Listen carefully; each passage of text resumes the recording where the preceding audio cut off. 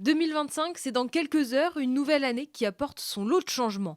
Parlons d'abord économie, nouveauté, le versement du RSA est désormais conditionné à 15 heures d'activité obligatoire par semaine.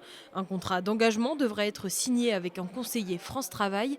Les bénéficiaires seront donc inscrits automatiquement sur la plateforme à partir de mercredi, soit 1,2 million de Français. Les retraites, elles, augmenteront de 2,2%, une revalorisation indexée sur l'inflation supérieure à ce qui était prévu dans le budget de la sécurité sociale.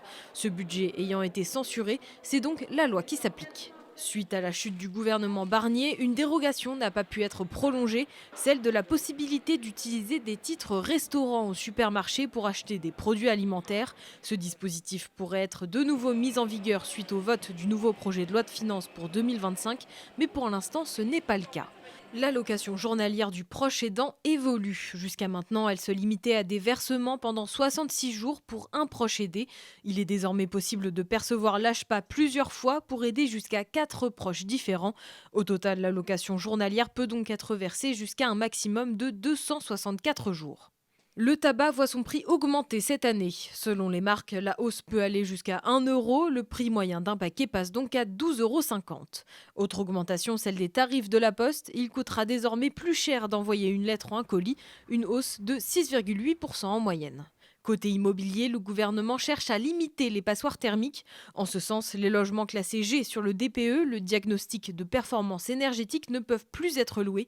Des aides à la rénovation de ces logements sont mises en place via France Rénov ou le service Artemis sur la métropole de Tours. Niveau circulation maintenant, les règles évoluent. La circulation interfile pour les deux roues devient interdite.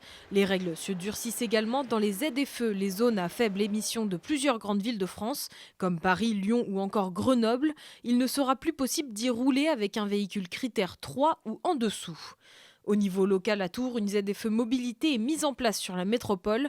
À partir du 1er janvier 2025, il faudra posséder la vignette critère de son véhicule pour pouvoir y circuler, peu importe le numéro. Les contrôles seront pour le moment informatifs, pas de sanctions prévues d'ici 2026. À noter également le passage en zone 30 de la ville de Tours à partir de mercredi.